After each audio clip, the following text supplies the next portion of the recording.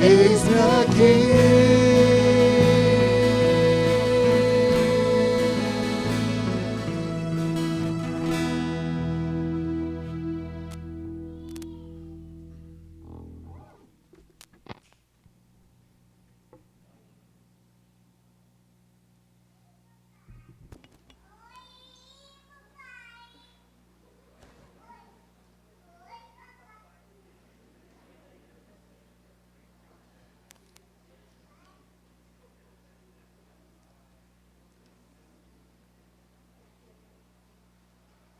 Boa noite, irmãos. Que a graça e a paz do Senhor seja com todos nós. Nós vimos aí já a alegria da criança ouvindo o louvor, né? Ouvindo a voz do seu pai aí. Graças a Deus por isso. Chamados para adorar. De pé, nós vamos fazermos a leitura bíblica que está em Romanos, capítulo 1, do versículo 1 ao versículo 17. Vamos fazer uma leitura responsiva deste capítulo de Romanos, da carta de Paulo aos Romanos.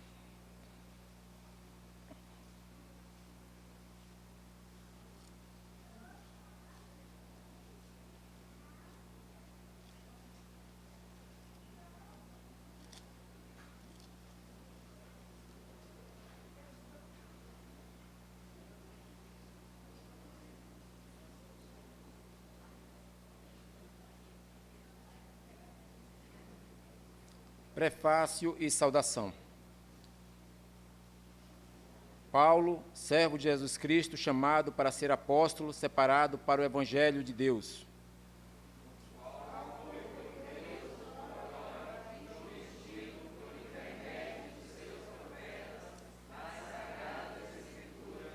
Com respeito a seu filho, o qual, segundo a carne, veio da descendência de Davi.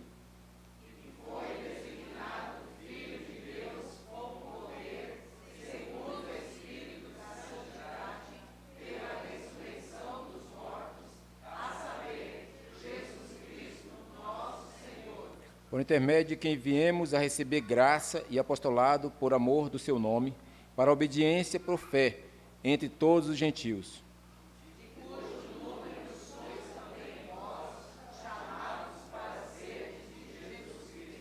A todos os amados de Deus, que estáis em Roma, chamados para ser de santos, graça a vós outros e paz, da parte de Deus, nosso Pai, e do Senhor Jesus Cristo.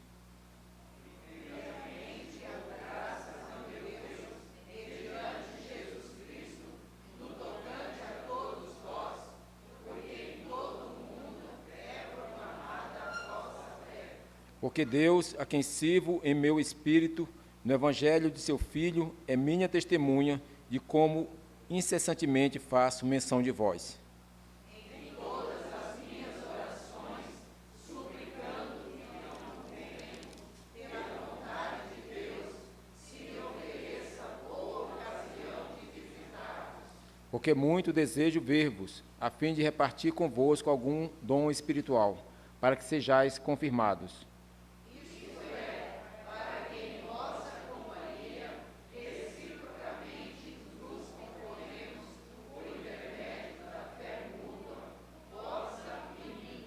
Porque não quero, irmãos, que ignoreis que muitas vezes me propus a ir ter convosco, no que tenho sido até agora impedido, para conseguir igualmente entre vós algum fruto, como também entre os outros gentios. Pois sou devedor tanto a gregos como a bárbaros, tanto a sábios como a ignorantes. Por isso, quanto em mim, estou pronto a anunciar o Evangelho também a vós outros em Roma.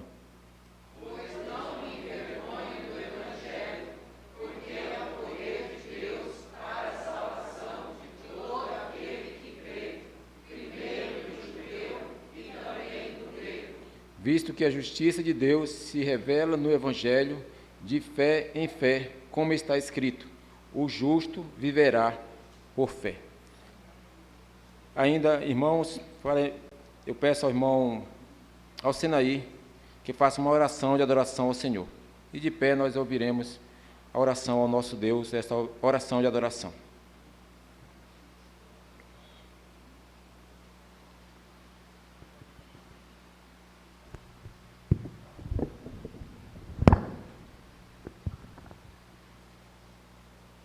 Senhor e amado Deus, nosso Senhor e Salvador, a Ti seja toda honra, glória, poder, majestade, sabedoria.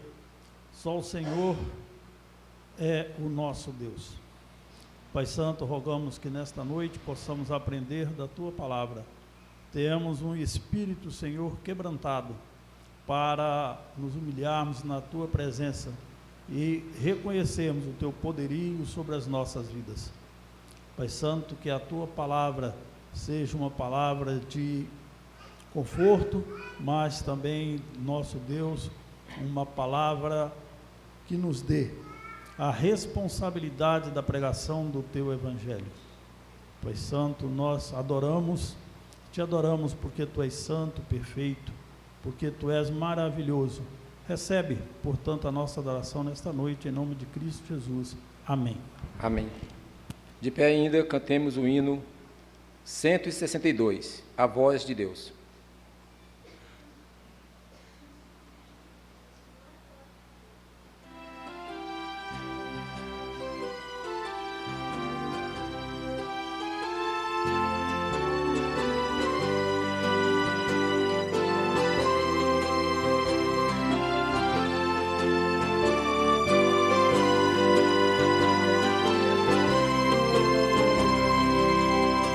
Quando a tempestade ruge com o seu feroz bramir, quando as nuvens se acumulam, raios mil a despedir, do trovão o som tremendo faz-se ouvir e com pavor. Mas por sobre a tempestade soa a tua voz, Senhor. Eis que ouvimos tua voz animar e em Ti sempre confiados, vão por Ti sempre a lutar, nesta vida tormentosa, com fragor do vasto mar. Quando o mar vem mansamente sobre a areia se espraiar, quando a brisa sussurrante calmamente perpassar, soa a mística harmonia, ouve-se um feliz rumor. Desse coro docemente vem a Tua voz, Senhor. Eis que ouvimos Tua voz animar os que andam sós, e em Ti sempre confiados, vão por Ti sempre a lutar, nesta vida tormentosa, com fragor do vasto mar.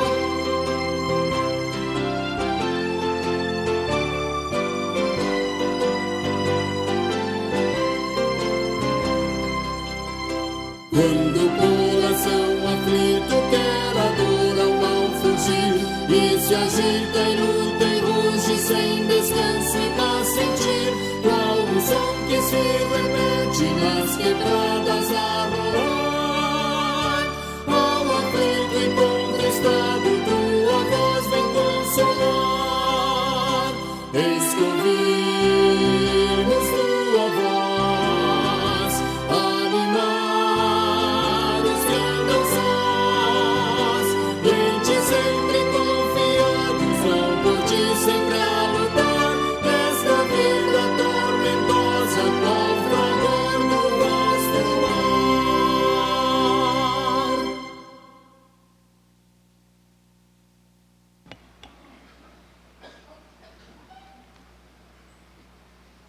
Exortados ao arrependimento. Continuaremos a leitura em Romanos, capítulo 1, agora do versículo 18 ao versículo 22. A ira e depravação dos homens.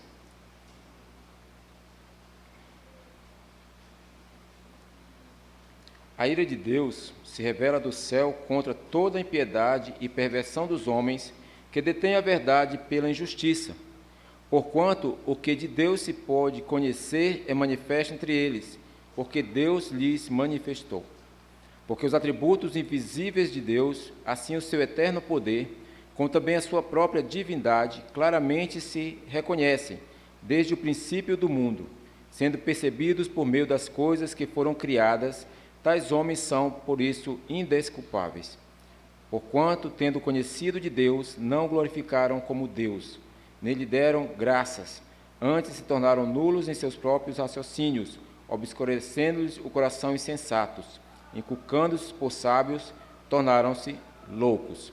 Neste momento, irmãos, é o momento que nós pensemos os nossos pensamentos e pesemos aquilo que nós tenhamos feito que não foi do agrado do Senhor.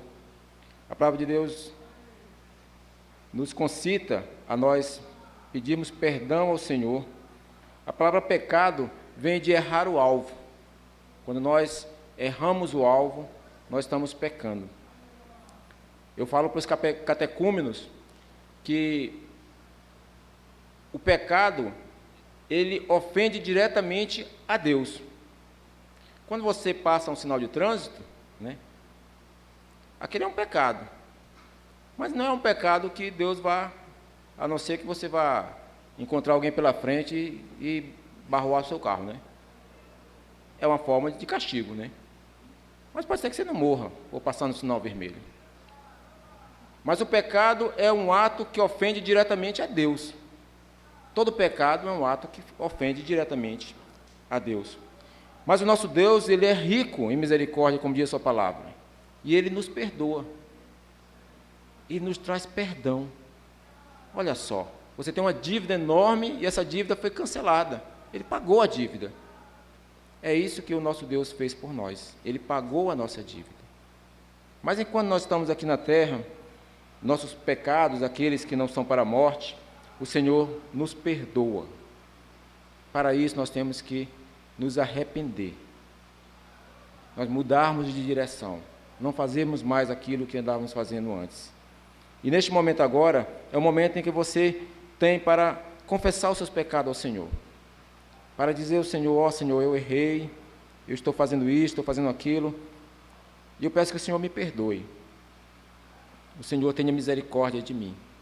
E o Senhor, certamente, Ele tem muita misericórdia de nós. E a palavra de Deus diz que as misericórdias do Senhor são os motivos de nós não sermos consumidos.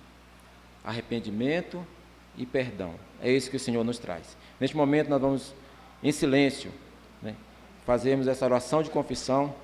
E após os momentos de silêncio, eu vou pedir ao nosso irmão Adilson que ore agradecendo a Deus pelo perdão dos nossos pecados. Oremos.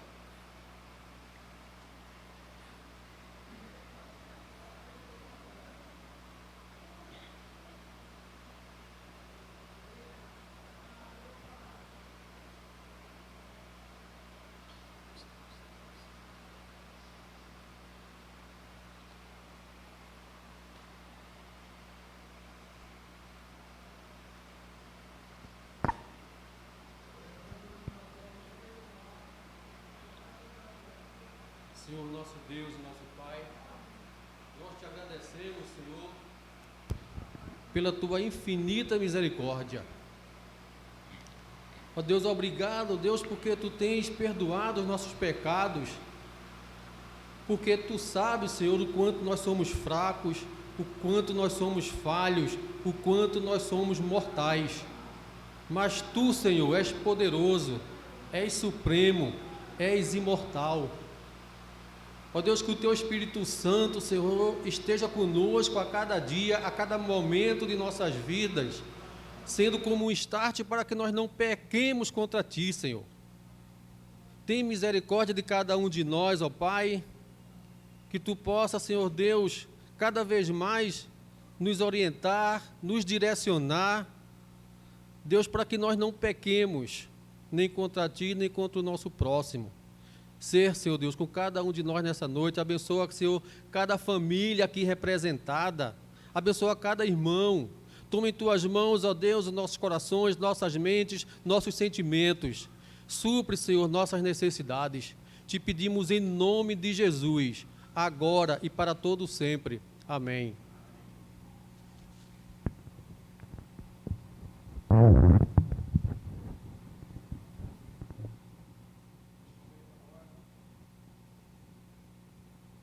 Agora nós continuaremos a louvar o Senhor através da música. Eu convido a equipe de louvor que venha à frente.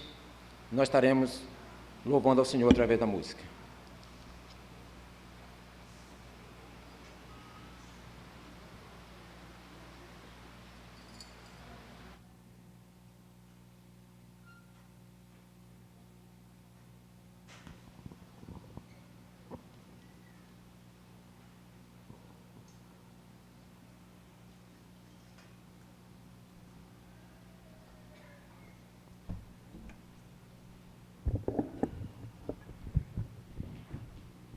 Boa noite, irmãos. Vamos nos colocar de pé para cantar louvores ao nosso Deus, continuando assim nosso momento de culto, nosso momento de louvor e adoração. Calma, calma. O baixo está com Covid.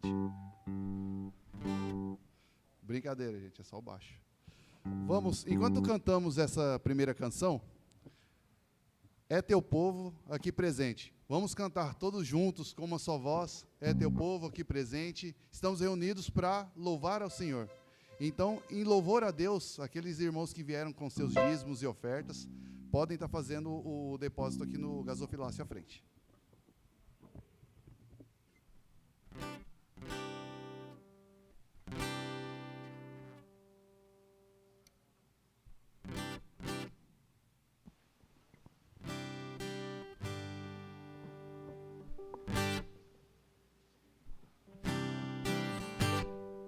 Agora sim.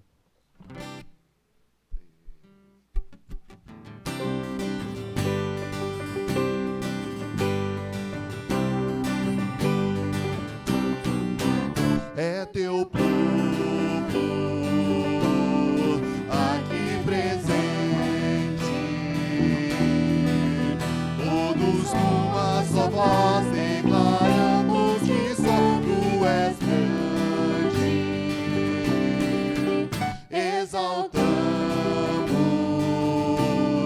Teu doce nome,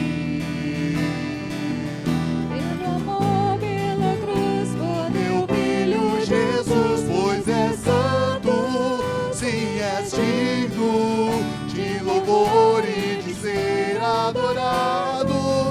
És bondoso, Pai querido, dentre todas as coisas Tu és verdadeiro, Senhor. É Teu povo aqui presente,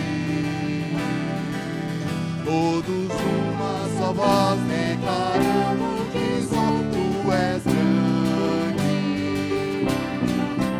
Te exaltamos, Teu doce nome, pelo amor, pela cruz, por Teu Filho Jesus, pois és santo, sim, és digno de louvor e de ser adorado. És bondoso, Pai querido, entre todas as coisas Tu és verdadeiro, Senhor.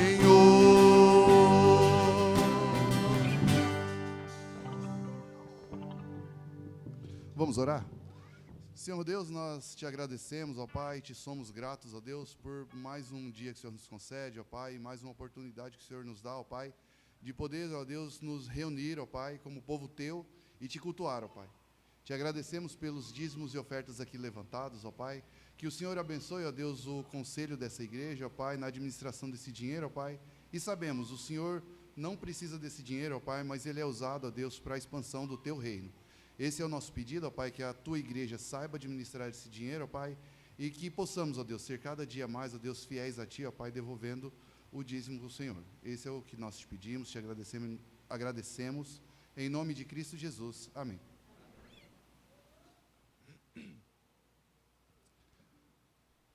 Uma das primeiras perguntas do breve catecismo, catecismo maior, é o fim principal do homem. Qual o fim principal do homem? Louvar a Deus e gozá-lo para sempre. Certo? Em resumo, é isso. Então, um cântico o próximo cântico, Estrela da Manhã, o refrão dele diz: te louvamos, ó Senhor, pelo teu imenso amor. Manifesta o teu perdão, a sua graça, e assim vamos te adorar para sempre. Amém?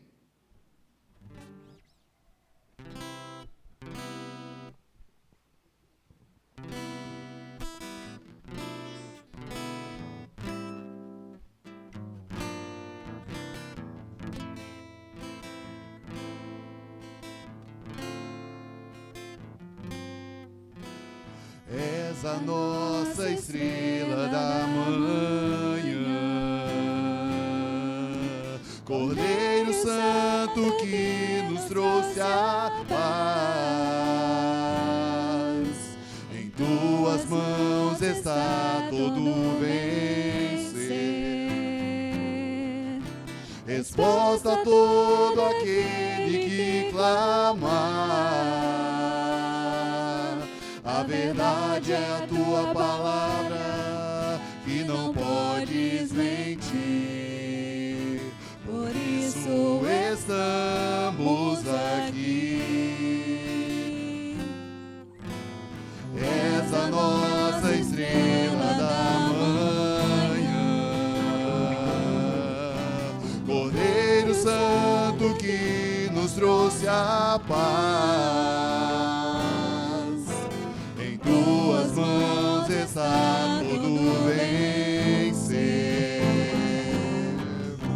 resposta a todo aquele que clamar. A verdade é a tua palavra, que não podes mentir. Por isso estamos aqui.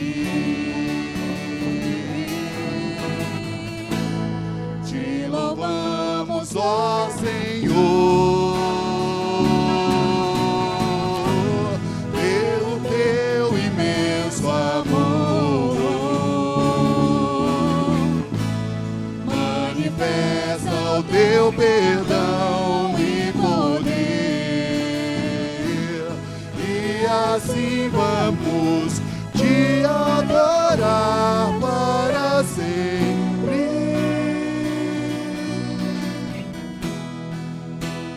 Sempre, ó meu Deus, te louvamos, ó Senhor,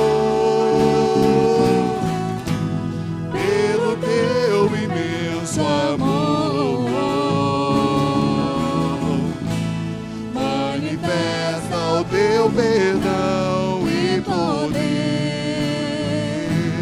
e assim vamos te adorar para sempre,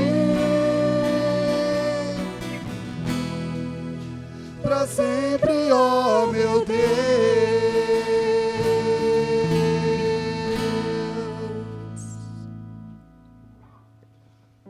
Aclamai a Deus toda a terra, cantai a Ele cânticos de louvor todos os dias. Aclame ao Senhor.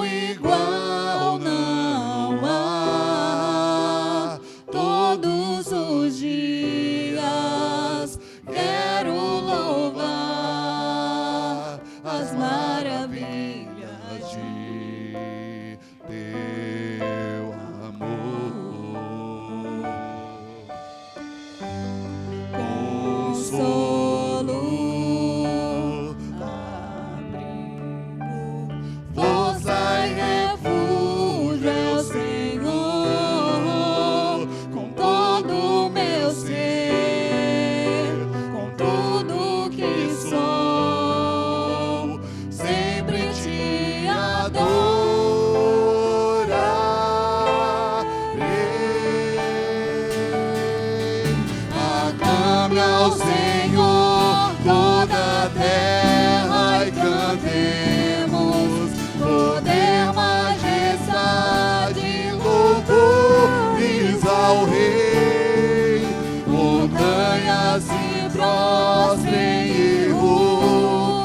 aos mares, ao som de teu nome.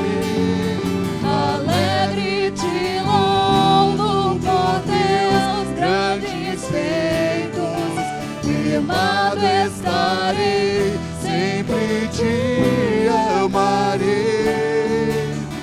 incomparáveis são tuas promessas. Pra mim.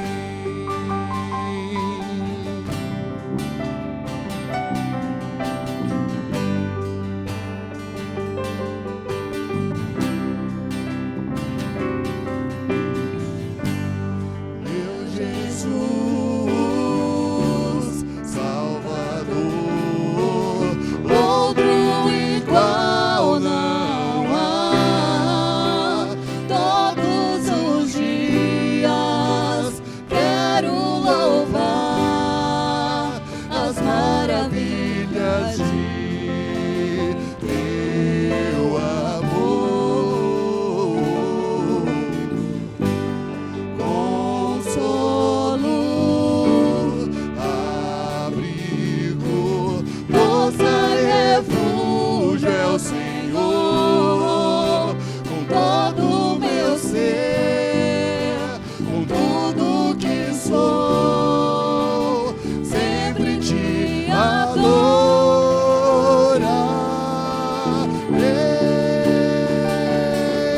Aclame ao Senhor toda a terra e cantemos Poder, majestade, louvores ao Rei. Montanhas se prostrem e ruge aos mares, ao som de teu nome. alegre te louvo por teus grandes feitos, firmado estarei, sempre te amarei.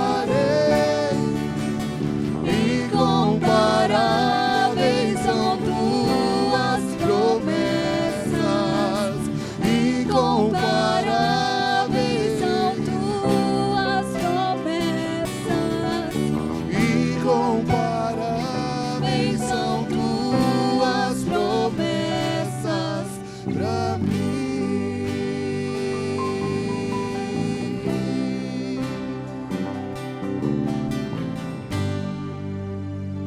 A ti, Senhor, toda a nossa honra, todo o nosso louvor, toda a nossa adoração. Os irmãos podem se assentar.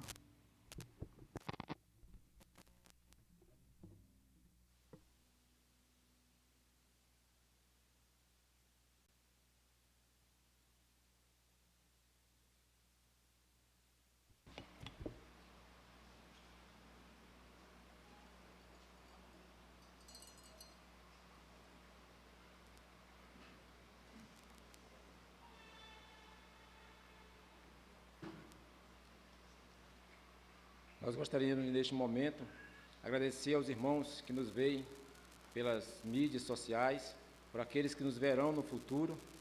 Este culto está sendo transmitido pelo YouTube e fica gravado no canal da igreja. Se você for no YouTube e colocar ali Terceira Igreja Presbiteriana de Campo Grande, você vai encontrar as nossas mensagens e os nossos cultos anteriores, desde um ano e pouco, que nós estamos transmitindo via canal de YouTube as mensagens do pastor Clemente e dos demais irmãos que têm falado à igreja.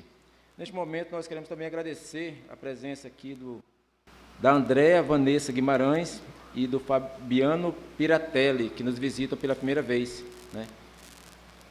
Vocês sejam bem-vindos à casa do Senhor, né? Se sintam bem, que os irmãos que estão ao lado possam cumprimentá-los, né?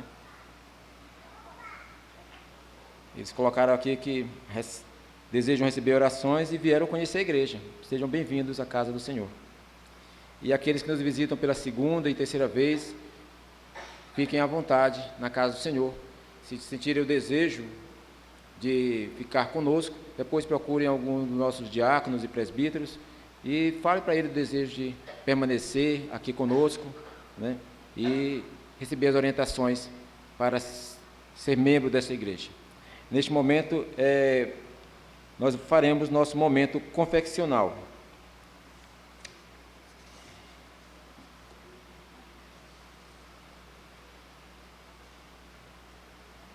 Nós vamos ler o capítulo 14 da Confissão de Fé, no momento confeccional.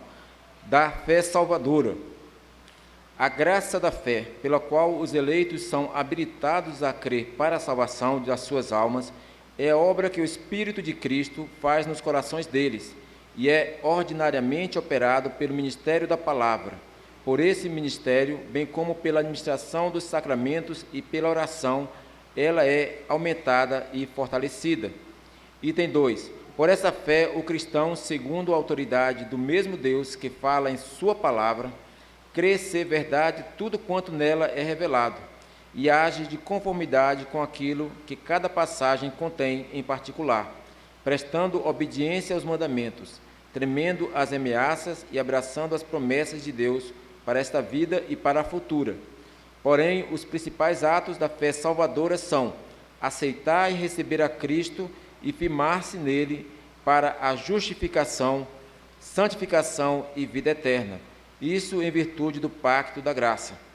Esta fé é de diferentes graus, é fraca ou forte, pode ser muitas vezes e de muitos modos assaltada e enfraquecida, mas sempre alcança a vitória, atingida em muitos a uma perfeita segurança em Cristo, que não é somente o autor, como também o consumador da fé. Capítulo 15. Do arrependimento para a vida.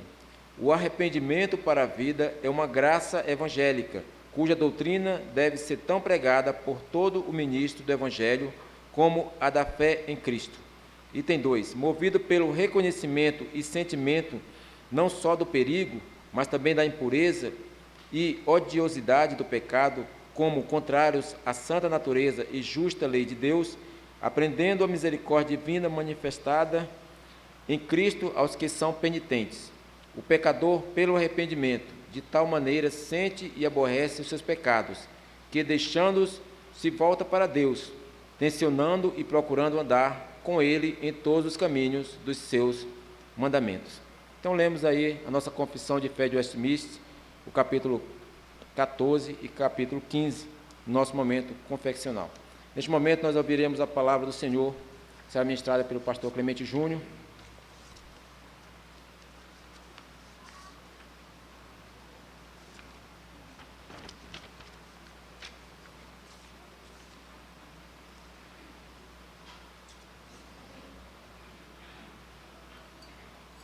Deixar mexido.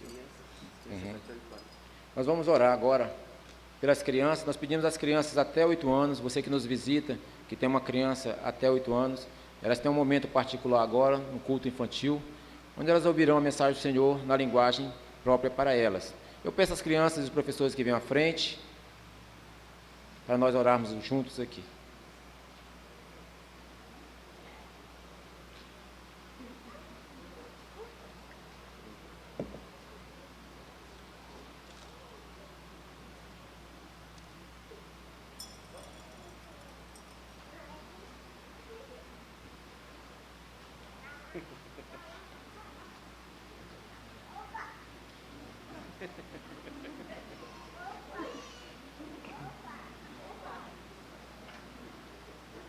Vamos orar, irmãos.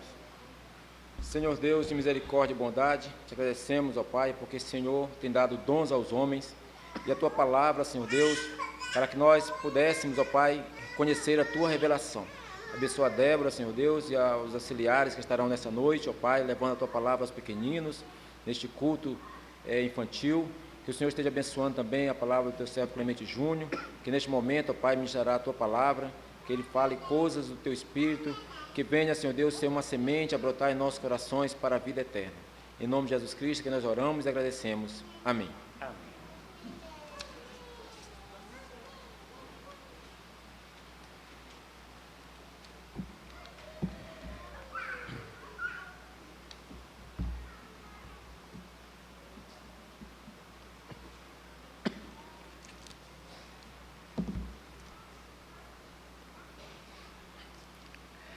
Graça e paz, meus amados.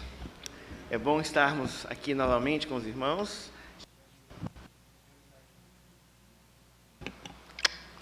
Estivemos um tempo afastados, né? Estávamos fora e também tivemos o problema de uma contaminação pelo Covid, né?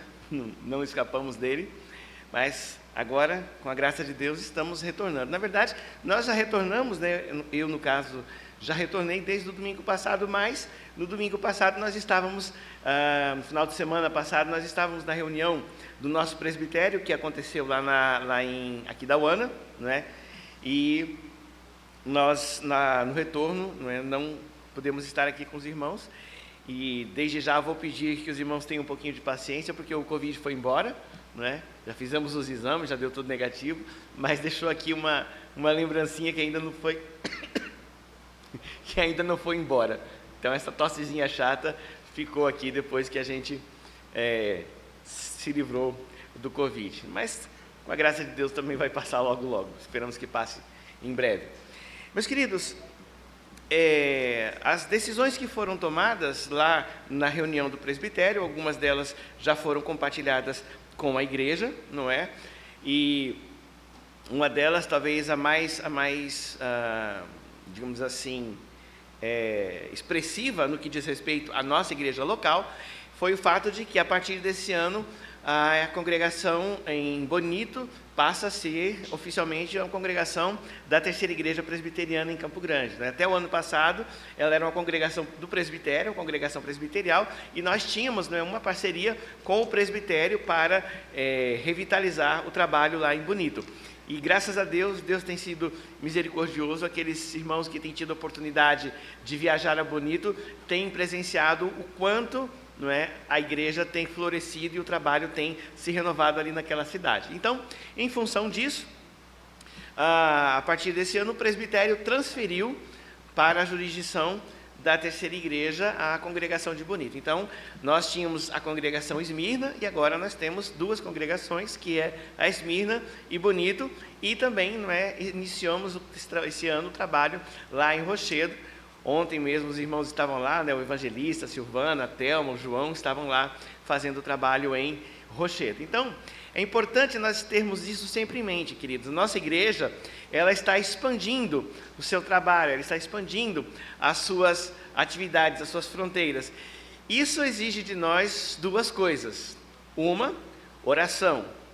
Oração por aqueles que estão conduzindo esses trabalhos e para que Deus esteja abençoando esses trabalhos. Mas também é preciso participação.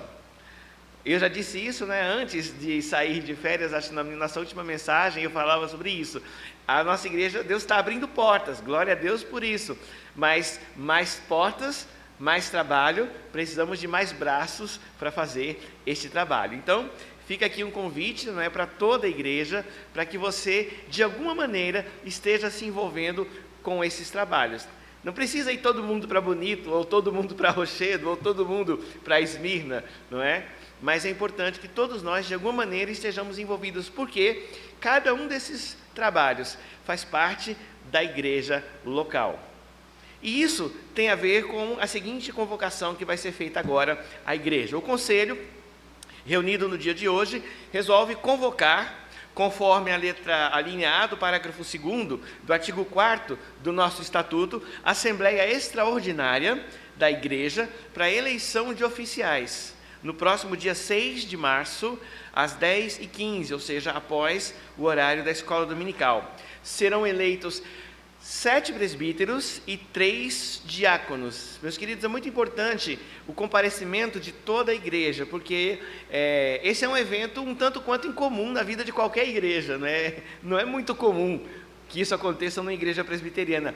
O mandato de todos os presbíteros terminou junto. Nós vamos fazer uma eleição geral, o conselho inteiro será renovado este ano. Nós não podemos esquecer nunca que o sistema presbiteriano, ele é um sistema um sistema representativo. O pastor não manda na igreja. Quem governa a igreja é a própria igreja através dos seus representantes eleitos. Cada presbítero será eleito para um mandato de 5 anos, não é? Através do voto direto de cada um dos irmãos da igreja. Então, Nesta assembleia, nós iremos eleger 3 diáconos para compor a junta diaconal, pelo que estão vencendo o mandato de 3 diáconos, precisam ser, então, reeleitos ou outros irmãos serem conduzidos. Mas no caso do conselho, é mais assim, expressivo, porque o conselho inteiro precisa ser eleito. Nós temos que eleger todo o conselho da igreja. E talvez os irmãos tenham percebido que a convocação é para a eleição de 7 oficiais. Nosso conselho, até hoje, tinha 5 presbíteros. Por que agora o número mudou? Então, nós estaremos elegendo 5 presbíteros para a sede. Eram 4, nós estaremos elegendo 5 presbíteros para a sede. Um presbítero para a congregação Esmirna, que nós já temos, não é? Mas precisará ser eleito um novo, porque o mandato dele está vencendo. E nós estaremos elegendo um presbítero para a congregação de Bonito. Então, esses 2 presbíteros a mais que estarão sendo eleitos neste ano, um deles é para compor o conselho na sede e outro é para estar representando a igreja em Bonito. Lembrando que todos os presbíteros, mesmo aqueles que estão trabalhando nas congregações, fazem parte do conselho da igreja, administram a igreja. Isso é importante para nós nos lembrarmos isso, queridos. Aqui, lá na Esmirna, lá em Bonito ou lá em Rochedo, você está na igreja.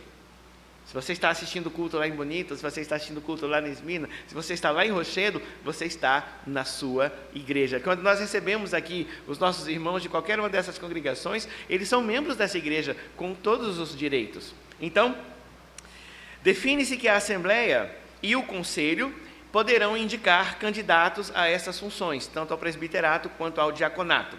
E para isso, será disponibilizada uma urna a partir de hoje para colocação de indicações. Então, os irmãos, o conselho vai indicar nomes, não é? O conselho atual vai indicar nomes para concorrerem às eleições, mas os irmãos, cada irmão da igreja também pode, sinta-se à vontade, para indicar também nomes que possam concorrer tanto ao presbiterato quanto ao diaconato. A congregação de Bonito, inclusa, também vai poder indicar nomes a esses cargos. Caso haja eleição de algum diácono para o presbiterato, a vaga desse diácono será acrescida à eleição dos diáconos. Então, em princípio, nós elegeremos 3 diáconos, mas caso algum dos atuais membros da junta diaconal seja eleito pela igreja para o presbiterato, a sua vaga será reposta nessa mesma eleição, ou seja, nós elegeremos 4 presbíteros ou 5 presbíteros, conforme o caso, diáconos, para manter a junta diaconal como ela está. Outra convocação o conselho resolve também convocar a Assembleia Extraordinária da Igreja para sancionar a decisão do presbitério que aprovou a reforma do Estatuto da Igreja, conforme preconiza o artigo 13 do Estatuto, no dia também 6 de março, após a escola dominical. As 2 assembleias estão marcadas para acontecerem em sucessão, porque esta segunda assembleia, ela é apenas uma confirmação da assembleia que já foi realizada pela igreja. A igreja reuniu-se, votou o novo estatuto, como exige a legislação do nosso país, né? O nosso estatuto está sendo atualizado de acordo com a legislação do país. Esse estatuto foi aprovado na Assembleia, foi enviado ao presbitério, como determina a Constituição, para que o presbitério revisasse. O presbitério aprovou o nosso estatuto, então ele volta para que a igreja tome conhecimento, sancione e isso possa então o estatuto possa então ser enviado para registro em cartório. Então, por isso que essas duas assembleias vão ocorrer no mesmo dia, porque essa aqui do estatuto, ela é muito rápida, ela tem um único assunto: a igreja toma conhecimento, sanciona e encerra a assembleia, o estatuto é enviado para registro. E aí então vem a eleição dos novos oficiais. Então, meus queridos, fica aqui a convocação. Você que está nos assistindo de casa, por favor, compareça no dia 6 para a eleição. A sua presença é importante. No sistema presbiteriano, cada voto conta, porque é a igreja quem administra através dos seus representantes. Então, a partir de hoje, cada irmão que quer indicar, não é? Presbítero Asenaí? A dos oficiais, isso. Lembrando, o presbítero Asenaí lembrou uma informação importante. os membros, assim, a eleição do estatuto, ela foi restrita aos membros maiores de idade, como determina a legislação, porque é um documento que precisa ser validado, não é, civilmente. Mas a eleição de oficiais é para todos os membros. Então, os membros da igreja menores de idade podem e devem votar na eleição para oficiais da igreja, certo? Então, meus irmãos, essas duas convocações estão feitas. A partir de hoje, então, está aberta a indicação de nomes para o conselho e para a junta diaconal. O conselho já fez uma pré-seleção dos nomes que serão indicados pelo conselho. Se o candidato que você indicar for um dos candidatos que também foi indicado ao conselho, né? Amém. Glória a Deus por isso. Mas se o seu candidato não estiver nessa pré-seleção do conselho, ele vai ser recebido e avaliado e submetido à avaliação da Assembleia. Amém? Meus queridos, então agora nós nos colocamos diante da palavra do Senhor para a nossa meditação e edificação nesta noite. Queria convidar a igreja para que nós estivéssemos abrindo a palavra de Deus no Evangelho de Lucas, no capítulo 12. Lucas, capítulo 12. Nós leremos a passagem que se encontra a partir do versículo 13.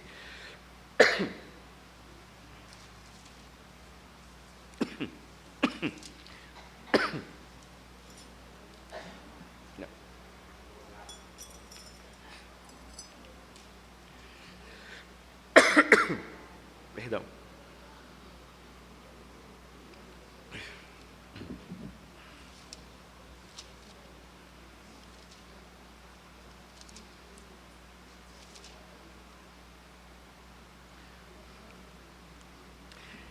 Eu farei a leitura, os irmãos acompanham, cada um na sua Bíblia, na sua versão. Diz assim o texto registrado pelo evangelista. Alguém da multidão lhe disse: Mestre, dize a meu irmão que divida a herança comigo. Respondeu Jesus: Homem, quem me designou juiz ou árbitro entre vocês? Então lhes disse: Cuidado, fiquem de sobreaviso contra todo tipo de ganância. A vida de um homem não consiste na quantidade dos seus bens. Então lhes contou esta parábola. A terra de certo homem produziu muito bem. E ele pensou consigo mesmo: o que eu vou fazer? Eu não tenho onde armazenar a minha colheita. Então disse: já sei o que eu vou fazer. Vou derrubar os meus celeiros e construir outros maiores, e ali guardarei toda a minha safra e todos os meus bens. E direi a mim mesmo: olha, você tem grande quantidade de bens armazenados para muitos anos. Descanse, coma, beba e se alegre. Contudo, Deus lhe disse: insensato, louco, esta mesma noite a sua vida será exigida. E então, quem ficará com tudo que você preparou? Assim acontece com quem guarda para si riquezas, mas não é rico para com Deus. Vamos nos colocar mais uma vez em oração. Pai querido, nós nos colocamos agora diante da Tua palavra, que foi lida para a nossa edificação. Queremos Te pedir, ó Deus, que o Teu Santo Espírito nos ilumine para que tenhamos a compreensão daquilo que Tu queres dizer ao nosso coração. Que não seja, ó Deus, a nossa interpretação, mas que nós possamos compreender aquilo que o Teu Filho ensinou e ficou registrado para a nossa vida. Fala conosco, ó Deus, nós nos colocamos inteiramente sob a Tua direção e a Tua mercê, em nome do Teu Filho Jesus. Amém. Meus queridos, a vida é passageira. Essa é uma constatação que, em algum momento, todos nós fazemos. Ela está presente na poesia, na filosofia, na ciência. Ela angustia a muitos e desafia a outros tantos. Será possível superar os limites da nossa breve existência? Diz o salmista no Salmo 144, os seres humanos são como uma brisa, os seus dias como uma sombra que passa.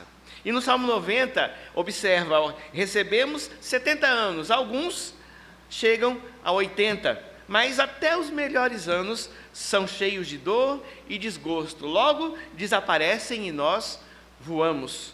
Nossos dias na terra são como a relva, são como o capim, como as flores do campo. Nós desabrochamos, mas o vento sopra e nós desaparecemos como se nunca tivéssemos existido.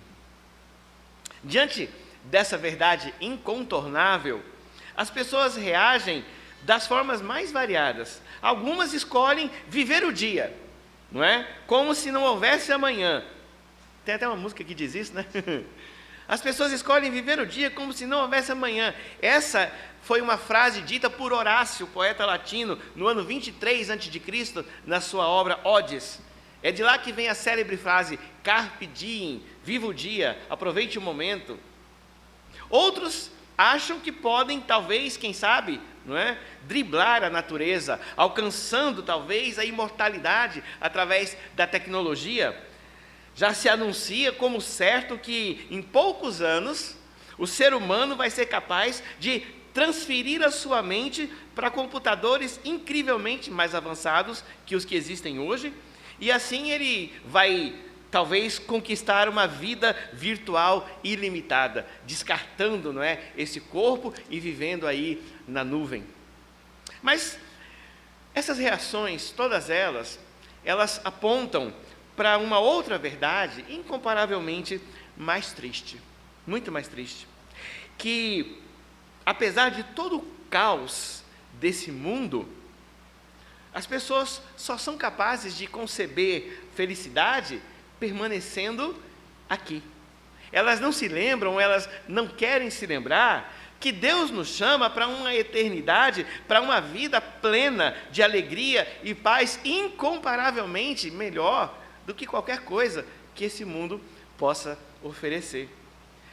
O fato é que todos nós, todos, sem exceção, todos nós estaremos um dia diante dele, seja hoje, seja daqui a 10, 20, 100 anos, não importa, todos nós nos confrontaremos com o Criador. E diante disso, nós olhamos para a parábola que Jesus contou aquele dia para aquele homem e para os seus ouvintes, e nós nos defrontamos com uma pergunta que incomoda tanto que as pessoas muitas vezes não querem pensar nela. Você está preparado para esse encontro? Você está preparado para esse encontro? Porque a grande verdade é que na parábola nós temos um homem que estava muito encantado, né? Muito assim, né? Alegre, feliz com a realidade dessa vida, mas ele foi confrontado com o fato de que essa vida para ele não tinha futuro e ele teria que se haver com Deus. O Evangelho de Lucas, ele foi escrito, muito provavelmente, aí por volta do ano 60, 63 da era cristã, mais ou menos uns 7 a 10 anos antes da destruição de Jerusalém pelos romanos. E, desde muito cedo, a igreja sempre reconheceu Lucas como o autor desse evangelho. Lucas, que tinha sido companheiro de Paulo durante uma boa parte do seu ministério, principalmente nos anos finais do seu ministério. E o autor, ele deixa isso bem claro, porque nós lemos no texto e o autor demonstra que ele não foi testemunha ocular dos fatos que estão sendo narrados, mas que o seu evangelho é fruto de uma ampla e profunda pesquisa. E isso se harmoniza exatamente com a figura de Lucas, que só chegou ali na região da Judéia, quando Paulo, não é, desceu a Jerusalém e foi preso em Jerusalém. Então Lucas teria usado este tempo, não é, em que Paulo esteve preso, primeiro em Jerusalém e depois em Cesareia, para pesquisar a vida de Jesus, entrevistar aqueles que tinham convivido com Jesus, como Maria, como Pedro, para então escrever o seu evangelho. O propósito de Lucas é bem claro, ele procura mostrar um retrato fiel do ministério de Jesus e a sua importância para a história da redenção. Lucas procura deixar bem claro para os seus leitores que Jesus é essencialmente quem ele disse ser, o Filho de Deus, e que sem ele a história da redenção jamais teria acontecido. Na passagem que nós lemos, aqui neste trecho do capítulo 12, não é? Nós vemos um homem, num determinado momento do ministério de Jesus, numa daquelas vezes em que Jesus estava ali, cercado pela multidão, um homem aproxima-se de Jesus em busca da mediação dele para um problema aí de herança, uma disputa de herança. E não era incomum naqueles dias, era até um costume comum naquela época, que as pessoas em situações como essa buscassem os rabinos para serem juízes desses casos, né, para decidirem esses casos. E Jesus era reconhecido como um rabino, como um rabi, um mestre. Mas é interessante como Jesus reage a essa solicitação, porque se não era incomum que as pessoas procurassem os rabinos para fazer esse tipo de mediação, por que Jesus reage ao pedido desse homem dessa maneira?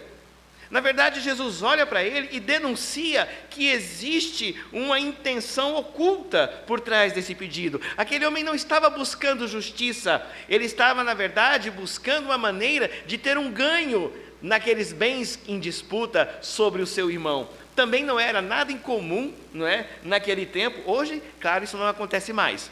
Mas não era incomum naquele tempo que as pessoas subornassem juízes para terem sentenças, não é, decisões favoráveis. E talvez seja uma situação dessa que Jesus tenha identificado no pedido daquele homem. Jesus sonda os corações e Jesus responde não ao que aquele homem pede, mas ao que ele verdadeiramente desejava. E então ele nos apresenta uma parábola que reflete muito bem o coração humano, tanto naqueles dias como nos dias de hoje. Isso nunca mudou. Porque o coração humano é uma fonte de busca pelos prazeres desta vida, em detrimento da vida eterna que Deus oferece em Cristo. Na parábola, esses prazeres são representados pela riqueza e pela fartura de um rico fazendeiro. Mas na sua vida, por quais prazeres você estaria disposto a abrir mão da oferta da graça? Quais são as riquezas e as fortunas, né? O que é que move o seu coração e tenta você a olhar mais para este mundo do que para aquilo que Deus oferece? É isso que eu queria convidar você para que nós estivéssemos meditando juntos nesta noite. E quando nós olhamos para o texto, a primeira coisa que eu queria observar com vocês, está lá no versículo 16 e 17, é que quem se atém apenas a esta vida, não reconhece a misericórdia de Deus. As pessoas às vezes falam, né? Porque Deus é bom, né? Porque Deus é... Mas muitas vezes isso é apenas da boca para fora. Quando as pessoas estão muito presas às coisas deste mundo, desta vida, elas não são capazes de reconhecer a misericórdia de Deus. Ele lhes recomendou, Jesus recomendou, tenham cuidado, não se deixem dominar por qualquer tipo de avareza, porque a vida de uma pessoa não consiste na abundância de bens que ela tem. A vida de uma pessoa não é as suas posses, não está representada na sua riqueza. Jesus então conta essa parábola dizendo que o campo de um homem rico produziu em abundância. E como consequência disso, ele começa a pensar, o que eu vou fazer? Eu não tenho como armazenar esta colheita toda, eu não tenho como guardar essa fartura, eu não tenho como armazenar essa riqueza, não é? Nossa, agora eu estou muito mais rico do que eu poderia imaginar. Mas é interessante que em momento nenhum ele reconhece Deus como o autor desta riqueza. Ele perde completamente a perspectiva do sentido da vida. Jesus diz, a vida de uma pessoa não consiste nos seus bens, mas ele só é capaz de olhar a riqueza que se avulta diante dele e esquecer do resto. Ele só pensa no dinheiro, não é? Ele só pensa na produção, ele só pensa naquilo que ele pode ganhar com aquilo que a terra produziu. Ele não reconhece a providência divina que proporcionou aquela safra tão inesperadamente, não é, grande. O campo daquele homem produziu em abundância. É interessante, queridos, que talvez você leia o texto e não tenha atentado para esse detalhe. Quando Jesus diz, o campo daquele homem produziu em abundância, primeiro, ele diz, o campo de um homem rico. O problema não era ele ser rico. O problema, ou a grande questão aqui, é que aquele homem tinha já uma fazenda expressiva, que já tinha lhe produzido riqueza, já tinha feito com que ele se tornasse um homem, materialmente falando, acima, muito acima da média. Mas, em um determinado momento, aquele campo produziu muito acima do que ele esperava. Porque, veja, se ele era um fazendeiro e já era rico, quer dizer que as suas terras já eram produtivas. O fato de que Jesus disse que elas produziram com abundância, nos indica que elas produziram naquele ano muito mais do que aquele homem esperava que elas produzissem. Ele não esperava que aquelas sementes fossem render tanto. Mas ele não é capaz de se perguntar por que essa fartura, ou menos ainda, de agradecer a Deus por ter lhe proporcionado este ganho, essa situação financeira. Não, ele só olha aquela abundância e diz: nossa, o que eu vou fazer com isso tudo? E o interessante é que essa pergunta deste homem, ela tem um sentido muito mais egoísta do que você pode pensar numa rápida leitura do texto. Lembre-se, quem está contando a parábola é Jesus. E Jesus conta esta parábola como um mestre da lei. Jesus conhecia, claro, a lei, não apenas por ser o mestre, mas por ser o autor dela própria. E a lei dizia o seguinte, estava lá em Levítico: quando você fizer a colheita nos seus campos, não colham todas as espigas. Não colha tudo que o campo produzir. Não colha todas as uvas que estiverem na parreira. A ordem de Levítico era explícita. Levítico capítulo 23, versículo 22. Quando você colher os seus campos, não colha tudo. Não apanhe aquilo que porventura venha a cair. Deixe isso para os pobres e para os estrangeiros que vivem entre vocês, porque eu sou o Senhor, seu Deus. Deus está dizendo: eu abençoo você, mas para que você possa repartir e cuidar daqueles que são necessitados. Era uma lei.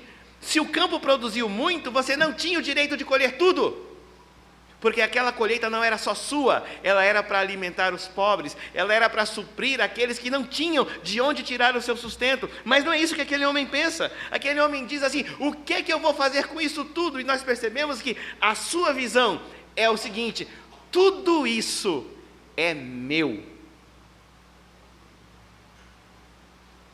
Tudo isso é meu.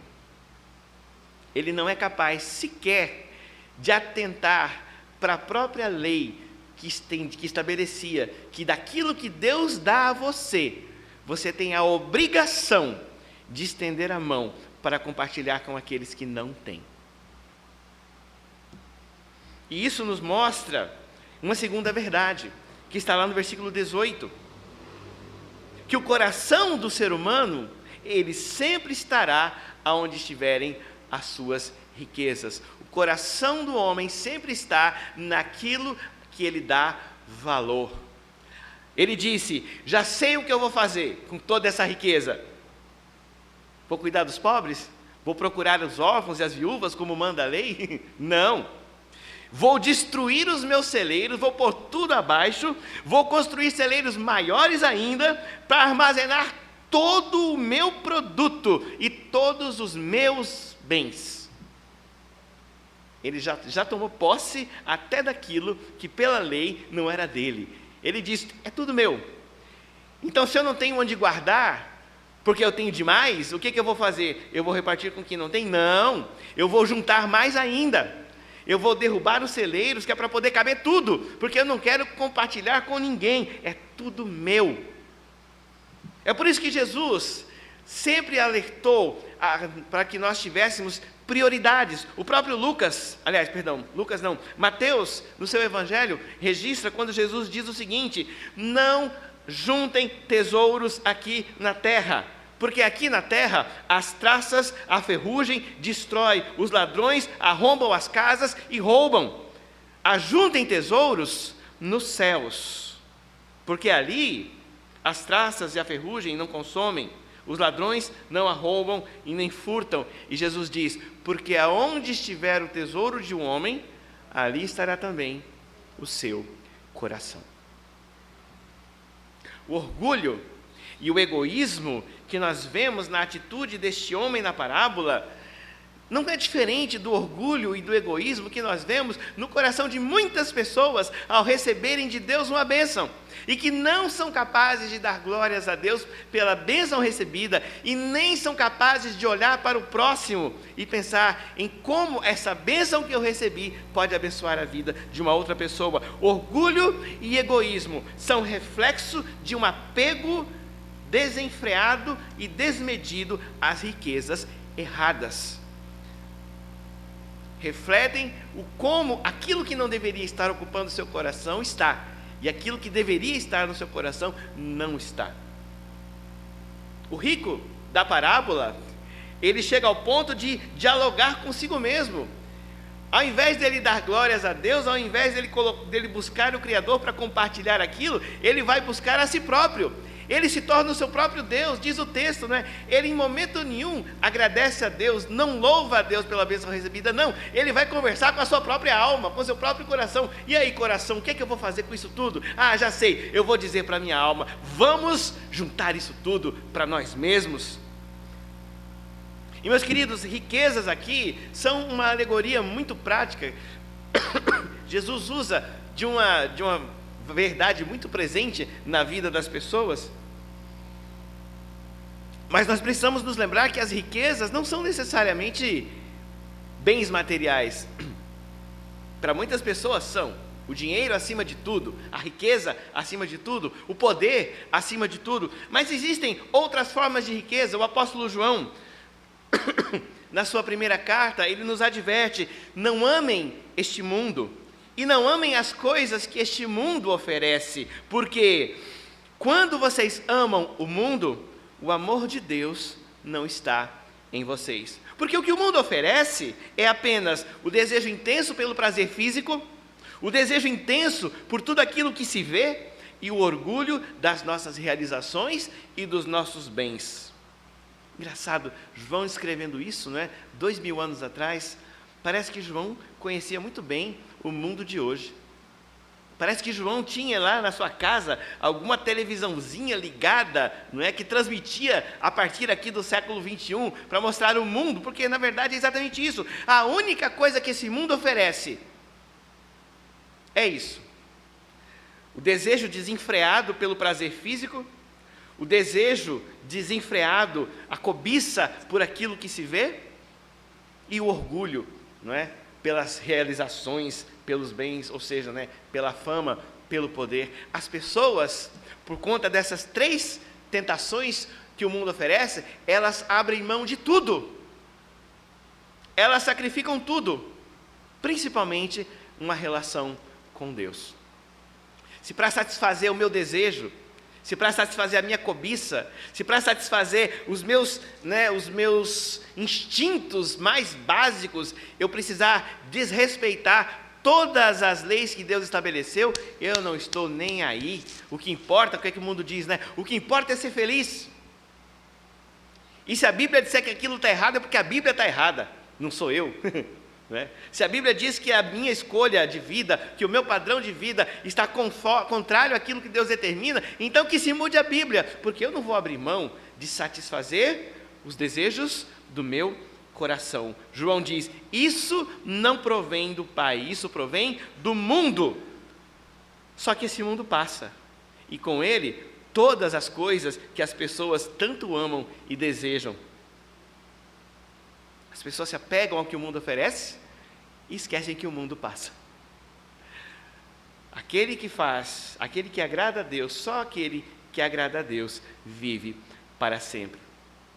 É por isso que nós vemos, versículo 18 e 19, que o apego às coisas dessa vida nos leva a planos inúteis. As pessoas planejam coisas que nunca vão dar certo. As pessoas imaginam coisas que nunca vão acontecer. As pessoas sonham com uma vida que nunca vai se tornar real, porque ela está baseada em coisas passageiras. O apego a esta vida nos leva a planos inúteis. Versículo 18 e 19, aquele homem disse: eu vou destruir os meus celeiros, eu vou construir outros maiores, neles eu vou armazenar todo o meu produto, todos os meus bens, e vou dizer então para minha alma: agora Você tem tudo o que você precisa, você tem bens, né, e riqueza para muitos anos. Descanse, coma, beba, aproveite a vida. Ele não sabia que a sua vida terminaria tão rapidamente e nenhum destes planos se tornaria realidade. Ele pensou numa vida projetada em sonhos, construir celeiros maiores para alimentar a sua própria cobiça. Isso era um sonho, né? Os celeiros ainda estavam lá em pé, mas ele já estava vendo, né, tudo destruído em celeiros maiores, mais bonitos. Quantas pessoas constroem sonhos e baseiam as suas vidas nestes sonhos que muitas vezes estão fadados ao fracasso? Uma vida baseada em fantasias. Minha alma, você tem em abundância, esse dinheiro nunca vai acabar, essa fartura vai dar para o resto da vida, não preciso mais trabalhar, não preciso mais plantar, colher, não, já tenho o suficiente. Isso é uma fantasia, porque o que você tem hoje, você pode não ter amanhã. É tolice construir a vida a partir desses preceitos, desses princípios. Ah, eu tenho casa, eu tenho um bom emprego, eu tenho carro, eu tenho tudo, não é? Tenho dinheiro no banco, eu posso agora só curtir a vida. Você não sabe o que vai acontecer amanhã e de repente amanhã você pode não ter mais nada disso. Uma vida sem propósito. Porque quando aquele homem diz isso, na verdade, ele está abrindo mão de todo e qualquer propósito. Veja só, eu não preciso mais trabalhar, eu não preciso mais me esforçar, eu não preciso mais produzir, eu não preciso mais construir, eu não preciso fazer mais nada. Em outras palavras, ele está dizendo o quê? Eu não preciso mais ter nenhum propósito, agora eu vou só comer, beber, encher a cara e curtir a vida. Uma vida sem propósito, que despreza a eternidade para mergulhar mais ainda, mais fundo ainda, nos prazeres passageiros desse mundo. Quantas pessoas vivem como esse homem rico? É interessante, é uma ironia, porque ele é rico, mas é até uma pessoa terrivelmente pobre. Terrivelmente pobre. E a grande questão, ou a grande conclusão, é que a falta de visão, a falta de uma visão correta das coisas, a falta de uma visão baseada naquilo que Deus estabeleceu para nossas vidas, a falta de visão leva a uma esperança vazia. A falta de visão leva a uma esperança vazia. Deus olhou para aquele homem e disse: louco, essa noite lhe pedirão a sua alma. E tudo isso que você preparou vai ser para quem? Tudo aquilo que ele planejou, tudo que ele imaginou, tudo que ele sonhou, tudo que ele, fantasiou, simplesmente era vazio e não iria acontecer. É interessante, a vida sem Deus é uma vida sem futuro, é uma vida sem esperança, é uma vida constantemente à beira da morte, é uma vida à beira de um abismo eterno sem Deus. Por isso é que Jesus chama este homem de louco. Em grego, áfron, um homem tolo, sem inteligência, insensato, uma pessoa completamente tola, louco, insensato, sem inteligência, para não chamar de burro, né? É interessante que Jesus usa aqui uma expressão que nós vamos encontrar no Velho Testamento também. A palavra louco, áfron, em grego, ela vai aparecer no hebraico como Nabal. A palavra louco em hebraico é Nabal. E engraçado que tem um personagem na Bíblia com este nome, não é? Nabal. Diz o salmista no Salmo 53, diz o louco, o tolo, Nabal é a palavra, diz o louco no seu coração: Deus não existe. A marca da loucura, a marca da tolice, a marca da insensatez, o suprassumo da burrice é dizer: Deus não existe. Salmo 53. Diz o tolo em seu coração: Deus não existe. Consequência, corromperam-se e cometeram injustiças detestáveis. Não há ninguém que faça o bem. Deus olha lá dos céus para os filhos dos homens para ver se existe alguém que tenha entendimento, se existe alguém que o busque, mas todos se desviaram, todos igualmente se corromperam. Não há quem faça o bem, não há nenhum sequer. Todos se tornaram Nabal, tolos, insensatos, loucos. E o resultado da loucura? A perda total de tudo aquilo que ele achava que era a sua segurança. Toda a sua riqueza se perde, porque ele não tinha mais perspectiva de futuro. Ele parece muito com um outro rico de uma outra parábola, não é? Que vive a sua vida sem se preocupar com o amanhã, mas um dia ele morre. E aquele homem que vivia na sarjeta na frente da sua casa, abandonado, aquele homem para quem ele nunca estendeu a mão, aquele homem com quem ele nunca compartilhou de toda aquela riqueza que ele possuía, aquele pobre Lázaro que vivia ali sendo lambido pelos cachorros, coincidentemente morre no mesmo dia.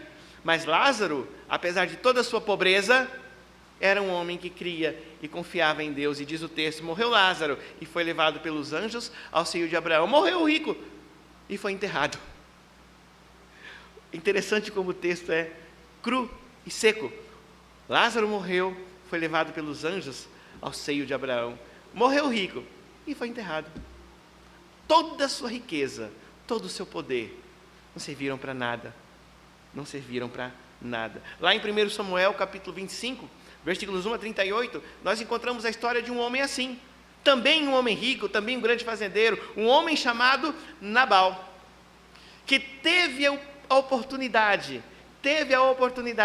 de ser bênção na vida de Davi. Davi que tinha sido escolhido para ser rei de Israel. Davi que tinha sido ungido por Samuel, a mando do próprio Deus, para substituir Saul como rei. Davi que tinha sido o grande general que libertou a Israel. Davi que era um homem reconhecido, amado e respeitado por toda a nação, apesar de ser perseguido pelo rei. E Nabal teve a oportunidade de abençoar a vida de Davi, mas ele disse: não, eu não vou compartilhar, não vou matar um boi, não vou compartilhar a minha riqueza para alimentar um bando de vagabundos. E isso lhe custou a própria vida. Tolo é aquele que acha que pode desprezar a Deus e trocar a Deus pelas riquezas passageiras desse mundo. Meus queridos, Jesus conclui a sua parábola, Jesus conclui o seu ensino com uma advertência dura, objetiva, mas que não pode ser negada. Ele diz: é loucura acumular riquezas terrenas, mas não ser rico para com Deus. Versículo 21. É loucura. É agir como aquele homem da parábola, é agir como aquele rico da outra parábola, é agir como aquele tolo Nabal, lá registrado nas páginas de Samuel. Rejeitar a Deus e dar valor às coisas desse mundo é tolice, é loucura, é um tiro, como a gente diz na expressão popular, é um tiro no pé. Você só tem a perder. É por isso que lá em Eclesiastes nós encontramos a advertência: jovem. Mas isso vale não só para os jovens, né? Isso vale para todos nós. Vale para os adolescentes, para as crianças, para os jovens e para nós que somos mais experientes na vida. Jovem, alegre-se, não é? Aproveite cada momento. Você quer fazer o que dá na telha? Então faça tudo o que você desejar. Não tem problema não, vá, faça. Não perca nenhuma oportunidade, mas lembre-se que de tudo o que você fizer, Deus vai te pedir contas. Então, não se preocupe, mantenha o seu corpo saudável, curta a vida, né?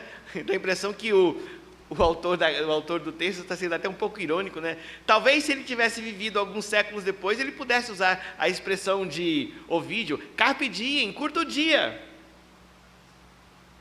Mas lembre-se que a vida inteira diante de você, essa vida aqui e o que o mundo oferece, não faz nenhum sentido. Quer curtir a vida? Quer viver, não é, como aquele homem? correndo atrás da riqueza, do poder, da fama, não é? Das facilidades que esse mundo oferece para você desfrutar dos prazeres físicos, vá, faça. Mas um dia você vai ter que prestar contas a Deus, querendo você ou não. Você está preparado para esse encontro? Ou será que você tem vivido como o fazendeiro da parábola? Um dia, todos nós, aqueles que creem e aqueles que não creem, aqueles que aceitam, aqueles que não aceitam, aqueles que reconhecem a verdade ou aqueles que dizem, Deus não existe, um dia, todos serão chamados a prestar contas a Deus. Você está pronto para esse encontro?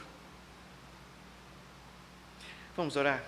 Pai querido, nós te louvamos e nós te agradecemos, porque Tua palavra nos exorta, Deus, nos mostra não apenas o caminho certo, mas também nos mostra o caminho errado para que nós possamos evitá-lo. Nós sabemos, ó Deus, que nós vivemos num mundo onde as pessoas estão inebriadas, embriagadas com todas as facilidades que esse mundo oferece para o pecado, para desobedecer a Tua vontade, para viver totalmente fora dos Teus padrões. O mundo oferece muitos caminhos, recursos, justificativas e explicações. Mas nós te louvamos, ó Deus, porque a Tua palavra nos mostra que tudo isso é loucura, tudo isso é tolice, tudo isso é insensatez. Nós temos, ó Deus, em Cristo, o caminho que leva a Ti. Difícil muitas vezes, pois nos obriga a abrir mão de muitos dos nossos desejos. A Tua palavra não nega, ó Deus, não esconde que para que nós possamos andar nos Teus caminhos, nós precisamos abrir mão de muito daquilo que o nosso coração deseja. Nós precisamos nos privar de muitas das facilidades e dos deleites desse mundo, mas a Tua palavra nos mostra para onde cada um desses caminhos nos leva. Seguir os desejos do nosso coração, a tolice desse mundo, pode parecer muito bom, trazer uma felicidade, mas no final dá em caminhos de morte. Andar pelos Teus caminhos pode até parecer mais difícil, pode até parecer mais tortuoso, pode exigir mais de nós e muitas vezes nos exige sacrifícios, mas, ó Deus, a Tua palavra é fiel. Aquele que perseverar até o fim nessa caminhada receberá do Teu Filho a coroa da vida. Por isso, ó Deus, nós Te louvamos pela Tua palavra, que não nos deixa caminhar na escuridão. Nós Te louvamos e nós Te agradecemos, em nome do Teu Filho Jesus. Amém.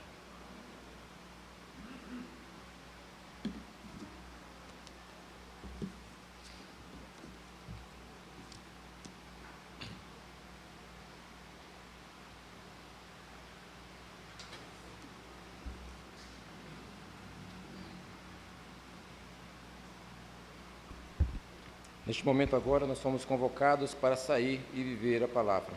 Vamos cantarmos juntos, irmãos, o hino 177, Firme nas Promessas. Vamos ficarmos de pé e cantarmos este hino 177, Firme nas Promessas.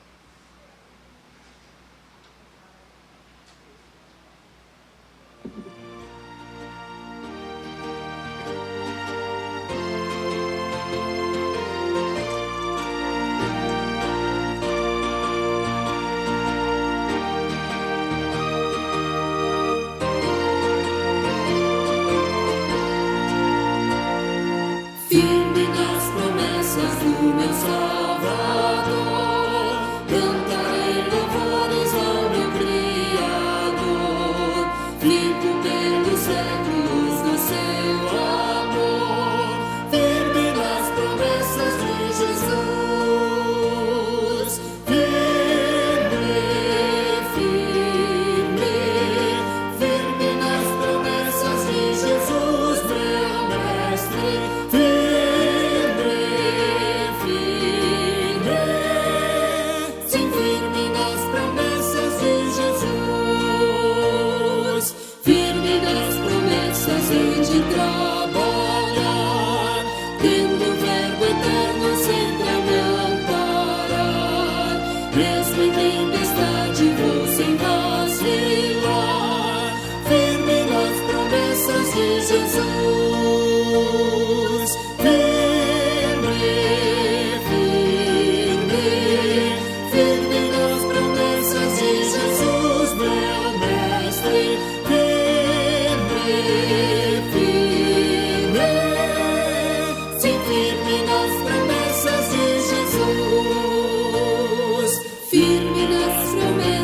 sempre vejo assim, purificação no sangue para mim, plena liberdade já desfruto, enfim, firme nas promessas de Jesus, firme, firme, firme nas promessas de Jesus, meu mestre, firme, firme, sim, firme nas promessas de Jesus.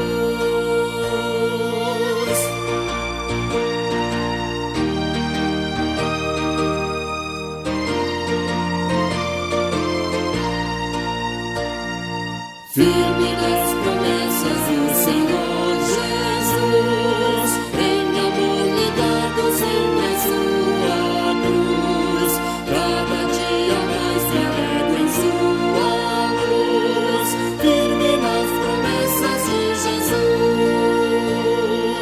firme,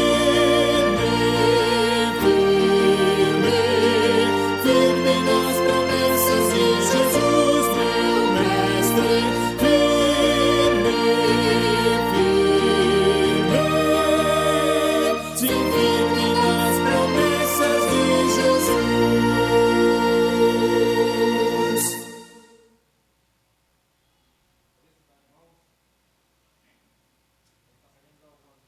Jesus.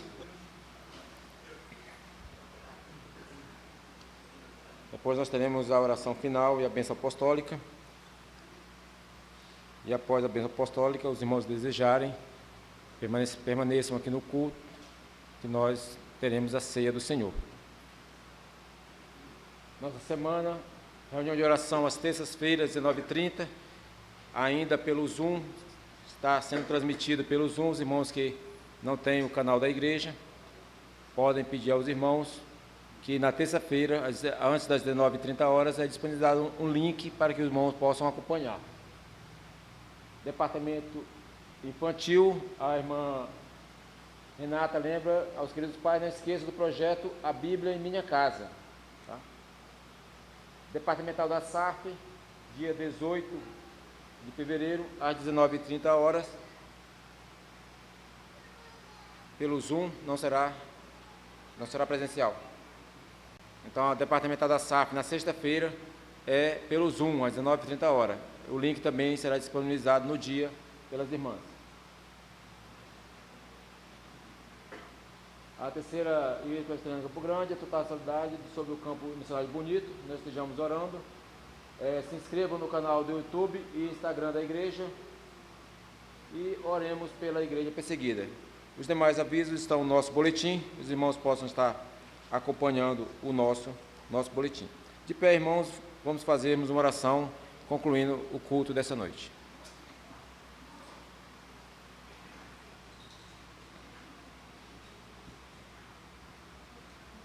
Oremos. Senhor Deus de misericórdia e bondade, queremos te agradecer, ó Deus, porque até aqui o Senhor tem nos ajudado.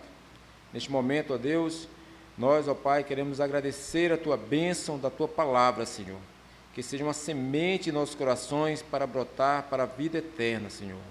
Que nós venhamos a renegar as coisas do mundo e ficar com o tesouro maior, que é a salvação em Cristo Jesus. Senhor, nosso Deus, fica conosco. Neste momento nós encerramos parte deste culto, mas estaremos aqui ainda, ó Pai, para celebrar a tua ceia, para celebrarmos o sacramento pelo qual o Senhor deixou para cada um de nós, para a união da tua igreja, para que a tua igreja, Senhor Deus, se fortaleça em seu espírito, ó Pai, para que possamos combater as hostes celestiais, para que possamos combater o mundo, ó Pai, combatermos os nossos inimigos, ó Deus. E, acima de tudo, nos fortalecermos e sermos alimentados espiritualmente. Em nome de Cristo Jesus é que nós te agradecemos. Amém. Ouviremos agora a bênção apostólica pelo pastor Clemente Júnior.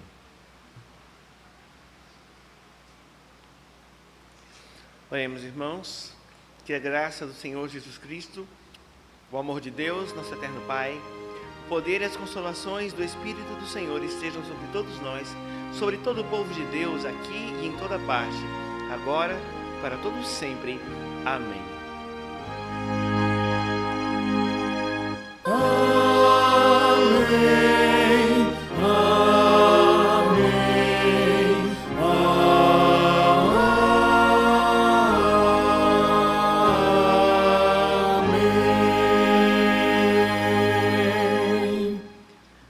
pode se assentar. Antes que nós encerremos a transmissão, eu queria apenas lembrar, né, para os irmãos que estão aqui, para os irmãos que estão acompanhando de casa, nós, todo domingo, no culto, temos o momento devocional em que uma parte da confissão de fé é lida.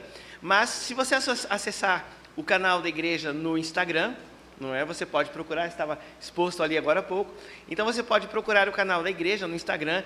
Toda semana também é publicado um trecho da confissão de fé.